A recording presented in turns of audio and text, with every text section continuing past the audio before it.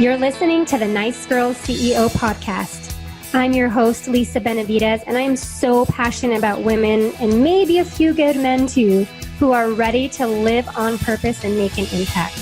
So if you want to be a leader in the world and build a business that makes a difference, and you want to be bold and confident so you can show up and stand out, then this is the place to be.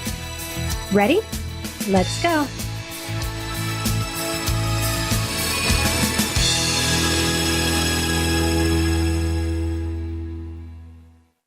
The legal part of our business is extremely important, and I think a lot of us know that, but it's also very scary, frustrating, and confusing if we are not guided, if we don't know the right things to do, to ask, or to get set up. So today, Stefanie is going to be talking to us about starting our LLCs, and she is just going to mic drop on us about all the things that we need to know about. I shouldn't even say all the things because there is quite a bit more that we need to explore, learn, and investigate on. But she's going to give us some really good tips on getting started and where to just feel a little bit more confident in taking a first step to be legit in our business. So without further ado, let's welcome Stefanie. Grab a pen and paper and let's learn about LLCs and just being legit. Here we go.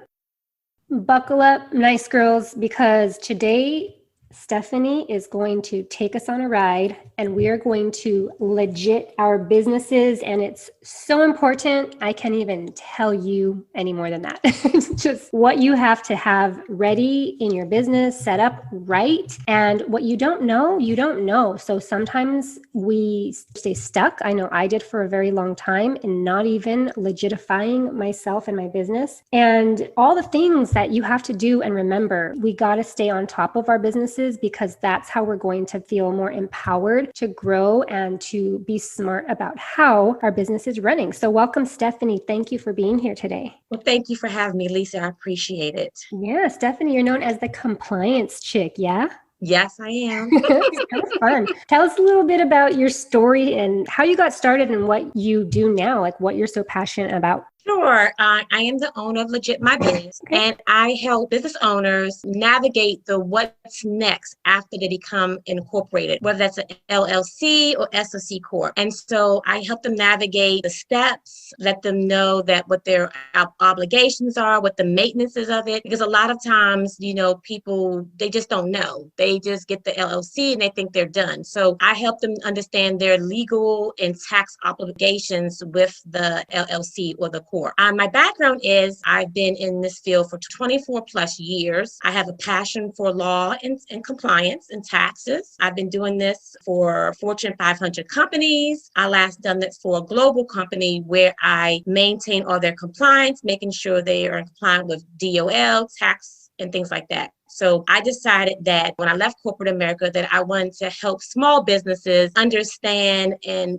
a way that they can grow and thrive in their business, because that's one of the things that kind of put people out of business is that when they go in not good standing, and then it causes all kind of problems. So I just want to give people a fighting chance, and this is one of the ways that I can serve business owners. Love it. Yeah, the legal part can be such a headache for so many of us. I know for me it is. And being a little bit transparent about it right now, before we hit record, Stefanie and I were chatting about my LLC and some of the things that even I didn't know. So that's what we're going to dive into. I want all of us to, again, feel empowered to know how to run a business that's legal and just protecting you, your assets, and also not confusing you. I think that's one of the biggest things that turns people off is that the legal words and terms, like we don't understand. So we just say, sign on the dotted line. Okay, we're done. Right? And that's common too, though. I tell my clients all the time, some of these things are made in legalese or technical technical, I always say, especially the IRS. Oh gosh, I can tell you that they're not user friendly or consumer friendly. And a lot of the people that make the rules that we're supposed to abide by are kind of like, they're not consumer friendly agencies. They're regulatory bodies. And so when they write these rules and publications, they're not writing as they care if you understand it or not. That's your responsibility. So if you don't understand it, you're supposed to go find somebody to help you translate it, whether it's a CPA, a licensed attorney, a legal professional, a tax enrolled agent. I guess they're saying it's not their responsibility for you to understand these languages. So you're supposed to go figure it out yourself. And you're like, but what? Yeah.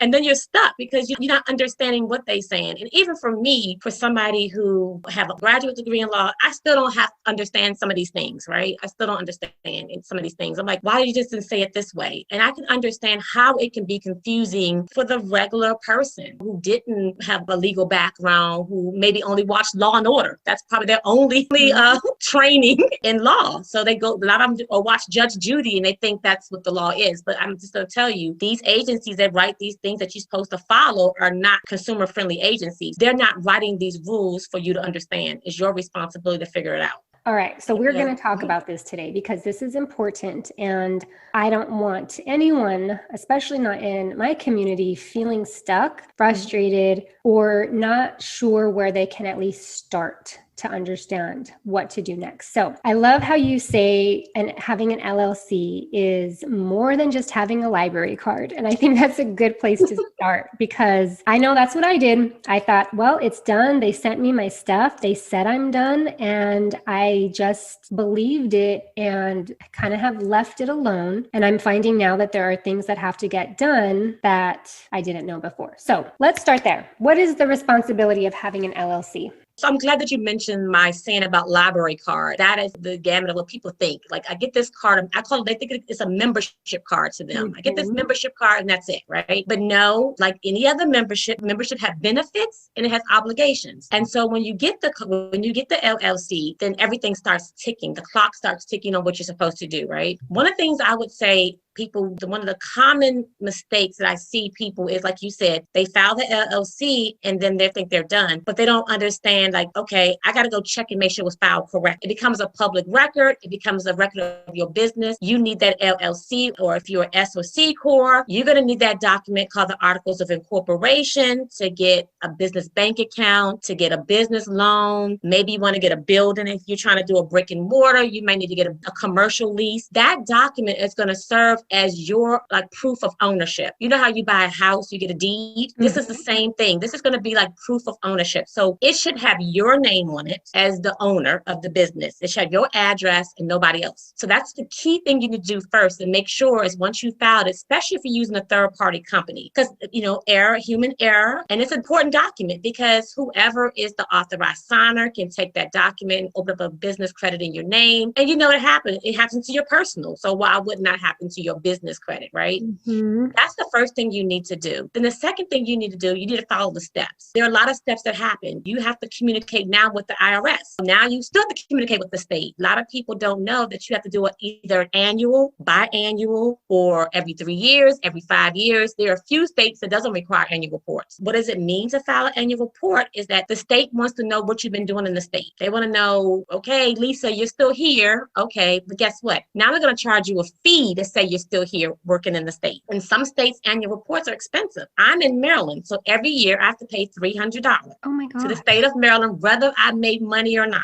And so that's the thing people have to understand is that they don't care if you didn't make any money. You started the LLC because from day one, once you get that LLC, you get that asset protection. So it's like, you know how you work at a job and they say, oh, Lisa, here's some health insurance, right? But you can't use it in 30 days. You know how they'll say there's a time period, like, oh, you have to wait till your probation period to get health insurance. Right. That's not how the LLC works. So the day that you get your confirmation that your business has been formed in the state, everything begins to tick, right? When you file the Articles of Incorporation, a few months later, you're going to start getting stuff in the mail. Then you automatically link to Duns and Bradstreet, which is a whole nother conversation That's how you build your business credit, right? Yep. So it becomes your official document. And so you want to make sure, because you have to understand what it means when you file your taxes, because that's one of the main key things why people file an LLC, so they can start benefiting from some of the tax benefits of it.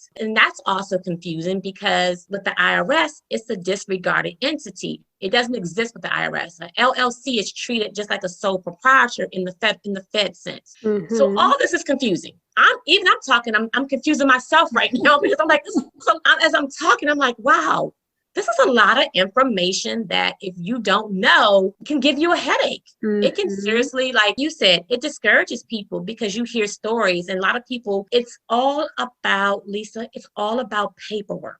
Get used to it. Get used to paperwork. Like I said, you're going to start getting stuff in the mail. And please, y'all, beware of scams. Once, because it becomes public record, just like, if you get a ticket in the mail, right? Yep. And all of a sudden you get these letters from law firms, you be like, how do they know I got to appear before court for this ticket? Because they have people that go into public records and pull stuff, and people are going to try to give you some scams. Oh, I can do this for you. I can get your certificate of service. And they're not even legitimate companies. And so you open yourself up to scams, right? So there's a lot of things that you need to know. And that's why I come in. I kind of be your LLC guardian angel. You don't have to worry about what's next. That's what I'm here for. I'll walk you through the steps so you can get organized and get a better understanding of what it is. Because once you finish with me, you're going to know your obligations. You're going to know what you're supposed to do for your taxes, what you're supposed to do for your finances, what you're supposed to do for your bank account, your EIN number, which is your employee identification number, how you're supposed to pay yourself. You're going to learn all that with me because, like you said, a lot of times people think they just get it and that's it. Okay, I got my LLC, let's celebrate. But it's more to it.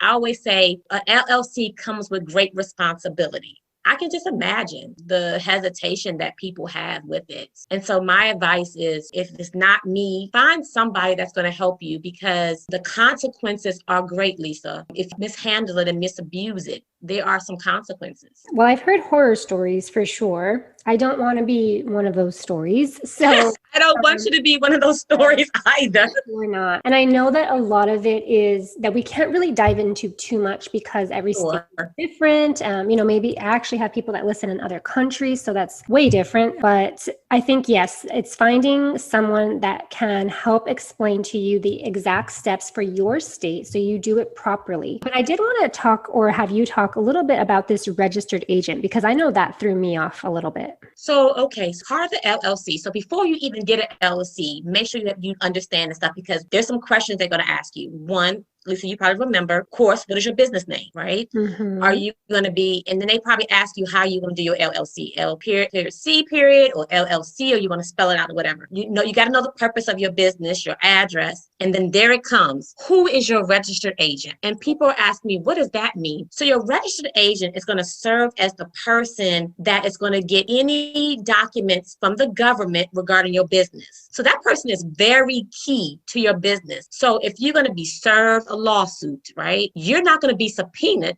I mean, you're going to be subpoenaed, but the subpoena is going to go to the registered agent, right? So that person has to be a very dependable person, right? So like if it get audited by the state, they're going to be the first person on record to get the document. They are like your first line of defense, right? Now, in some states, you're allowed to be yourself. You're allowed to be your own registered agent. However, I'm just going to be very honest with you all. If you're not the most organized person and you don't even open up your regular mail, you may not want to be your own registered agent, because I've had clients, those people, Lisa, they get the mail and they just throw it on the counter and don't even look at it. Mm-hmm. And I had one client that made a mistake and did that, and it was something from the state of Maryland, and now he is indebted to the state of Maryland for something that he could have prevented, but because he wasn't even organized in his own personal life with his mail, he sure wasn't organized with his business stuff. And so I tell people, if you're not the best of keeping up with stuff, you may want to get a professional registered agent, because some of these agents will open the mail for you, send you a notification, and some of them will just, handle the stuff for you. Now, in some states, like I mentioned, will allow you to be your own registered agent. But there's another caveat to that. The rules state that the resident agent must be available during normal business hours. Because if you get sued and somebody comes to that address and nobody answers the door, what do you think is going to happen? right? You already told the state that you're going to be there, right? You need to check your state to see what your state requirements are, because some states do require, if you're that person that likes to go shopping midday, make that Starbucks run, or go to Target, and one of the people that you go for one thing, you're in it for 4 hours, you may not want to be your own registered agent or somebody else. So whoever you pick as your registered agent, they have to be dependable, because you don't want to miss a deadline, because deadlines, I remember I mentioned before, the consequences are great. And so not only are you risking fees, fines, and punitive damages, possibly, you could be risking your business being closed by administrative action, and you don't want that. And so you have to really understand what you're getting yourself into. And a lot of times, even these third-party companies, they don't explain it. They even try to offer you their service as a registered agent and still don't explain to you what it is. You have to be truly informed of what it is, because it does bring good membership benefits with it. If somebody do sue you, they can't attack your personal assets unless it is a limited liability. So you have half a shield. It's like going into battle and you have half a shield, right? So that means you have a 50-50 chance. But if you have committed fraud, negligence, malfeasance, then creditors can then possibly attack your personal assets if you've been found guilty in court. And so this is all scary. I know you're quiet right now. I can hear it in your voice that you're quiet, but it's a lot. But by the time you're done with me, though, you're going to know everything. You're going to sleep easily at night. You're going to be like, okay, I understand, because it's not really a hard process. I think once you develop the knowledge of it, going forward, you'll be like, oh, I got this. Okay, I understand it. It's just finding somebody to help break it down for you is what you really need. You took the words out of my mouth. I think it's really about finding someone who's going to break it down, because while we don't have to be the one that's actually taking care of it all necessarily, like you were saying, we do need to be aware of what's going on in our business. And that's so true. I'm sorry. That is so true. There's companies out there like myself that help you maintain it. So if you're the type of person like, look, I don't want to maintain this. I don't want to do nothing with this. I just want to make sales. I want to make my money. I want to deal with my customers. And imagine the same people who don't want to do their finance and bookkeeping either, or their taxes. You can outsource this stuff. If you feel like, if you're listening right now, is like, if what I'm telling you is preventing you from doing it, take a deep breath, gather yourself, and know that you can outsource this stuff. I'm a big supporter of outsourcing. Oh, yeah. So just make sure you vet the company right, making sure that they understand what your obligations are. And then take a deep breath. Like, okay, I know I need to do this. You know what? Let me just go find somebody to maintain it. So now that way I know I'm doing it right. For sure. Okay, I'm going to breathe a little bit now, because breathe a little bit, because there's somebody out there, there's companies out there to help you. Oh, this was amazing. I know that you have a couple of resources. You've mentioned, that you help people with this. So I want to talk about that a little bit. Number one, I always start with website and an Instagram, because that's where we're hanging out. That's where we're usually talking to our audience or community and answering questions. So let's ease into it a little bit. In the show notes, you'll see Stefanie's website, connecting with her on social, and she has a freebie that she's sharing with us. A freebie. I don't really like to say that word, but I keep throwing it out there because that's what it is. But just a resource that's a free gift, and it's going to help us. So you have what you call the startup guide. Yes. So I have a business startup guide. So what you want to do is you want to go to my website, www.legitmybiz.com, and then click on DIY resources. It'll link to my vault. And that particular document is available for free. You just go in there, put it in the cart, and you order it. And it's going to walk you through all this stuff. It's going to explain, because we're just talking about LLC. There are 4 other options. You can be a sole proprietor. You can be a partnership, or you can be an S Corp, or you can be a C Corp, or you can be a nonprofit. We didn't, that's a whole different conversation. And so this document walks you through the pros and cons of both. And I tried to break it down into a way that you can understand it. And so the best way for me to do it is to give you both sides. So by the time you're done, you're going to make an intelligent decision for yourself which method you want to go. Because we're talking about LLC now, but there are more options for your business. If you choose to be a sole proprietor, like, look, I don't want to do none of this. There is another option, but make sure you read this, because it's going to tell you the pros and cons of each. You can also find me on my Instagram page at Legit My Biz. You can DM me. My DMs are always open. And then you can also send me a DM and say, hey, some people are not tech savvy. We have to acknowledge that. Oh, Even yeah. if you show them and tell them where to go, they still may have some issues. So if you also DM me, send me a message and say, hey, I want that startup guide about LLC, I can send it to you through an email and you don't have to go through that whole process. And so those are the best ways to get in touch with me and find out all about the services that I have as well.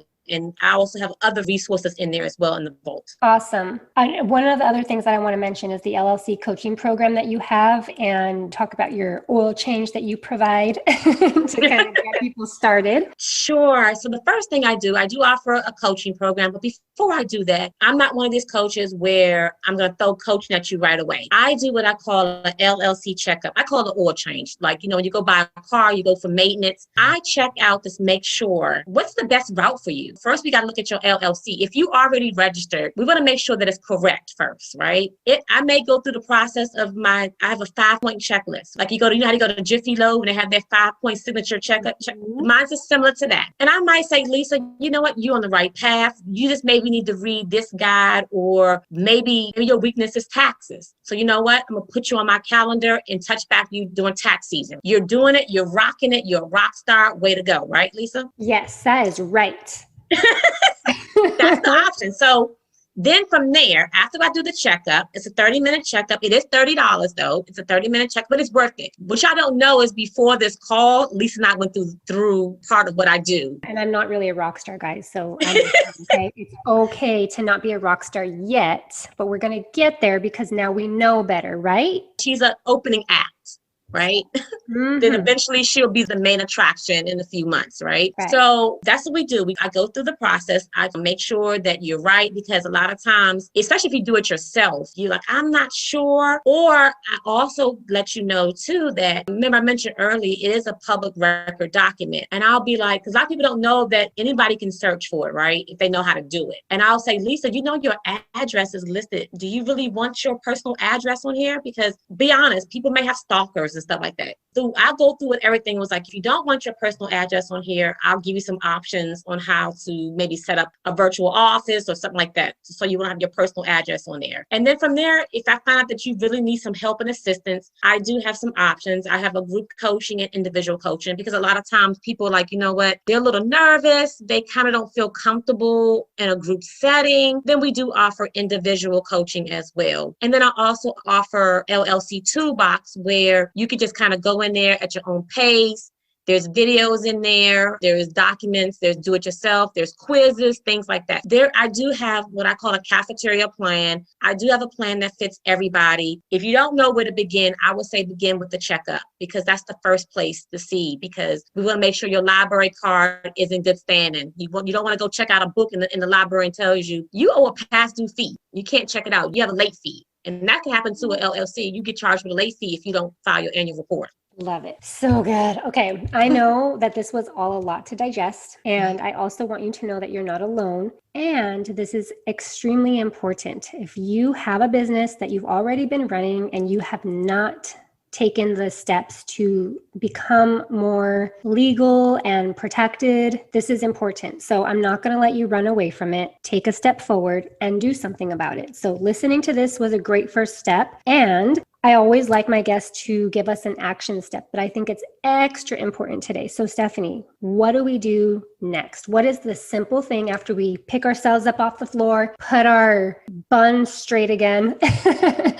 What do we do after this? So the first thing you want to do is, I'm glad that you said it, because that would be my first suggestion, was just take a breather. You take a breather, take a moment to yourself, and then you pick yourself up. The second thing you want to do is get educated. Whether it's me or you go online, there's a lot of resources. Definitely make sure that you learn everything. Even if you have to go to the library, there's things in Amazon that helps you understand an LLC. So I definitely would say, after you get yourself together, make an action action plan. The action plan could be like, it could be simple as this. I'm going to do my best to know all I can about the LLC. Then if I don't know it, the second step is I'm going to get help. I'm going to find somebody, whether it's me or somebody else, to get it done. And then 3 is that I am going to be a good steward of my LLC. I kind of mix up based on our conversation. I'm thinking those are 3 things that I would do right now is definitely learn all about it. Go check your current thing too. Right now, if you have a copy of your LLC, just look at it right now to make sure it's correct. Make sure it has your name, your address, your designated resident agent, all that stuff on there. And if it's not, then get some help to take the next step to fix it. But the main thing to know is, like Lisa said, the help is there, right? Yeah. Help is there, and don't be afraid to ask for help. It does not show that you're weak. It doesn't show that anything else that, you know what, I am taking the steps to be a better business person. I want my business to succeed. I want to stay under the radar from any government trouble. So that's the things I would say right now do is take a breather, try to learn more pull out your documents. If you did it yourself, you should have gotten an email from the Secretary of the State. Read the stuff that they give you. Always read the information. And if you don't understand it, please contact someone like me or another person that can help you. You may already have somebody in your circle, in your tribe that can help you, but don't be left in the dark. They can give you the flashlight that you need to see. Oh, love it. So important. All right. We're all breathing together, and this is going to be okay. We just got to take step by step, and we'll get it done. I do want to just remind you all to check out the show notes because the links for everywhere that you can connect with Stefanie are there. And I would really love to hear from you today. So let us know what you thought of this episode. Reach out to us on Instagram. We are both very open. We love chatting with you about things that you've learned, questions that you still have. So come and let us know what you're taking away from this, and even commit to us that you're going to make it happen for yourself and for your business, because that's what we really want to do. And, Nice Girl CEO podcast is really about bringing these guest experts to help you know and learn things that you don't know and understand. And it's for me as well. We are a girl gang right here, a community of women business owners that are growing together because we are learning together. So thank you, Stefanie. You're amazing. I really appreciate you being here with us today. Thank you for having me, Lisa. All right. We will catch you next time. Have a great day. Thank you so much for listening. If you enjoyed this episode, make sure you subscribe so you don't miss a thing. And if you really enjoyed it, I'd love for you to write a review and share it. Also, be sure to connect with me in my Facebook group, Social Impact Squad, and follow me on Instagram at NiceGirlCEO. Hope you have an awesome day. Go take action in reaching your goals, and I'll see you next time.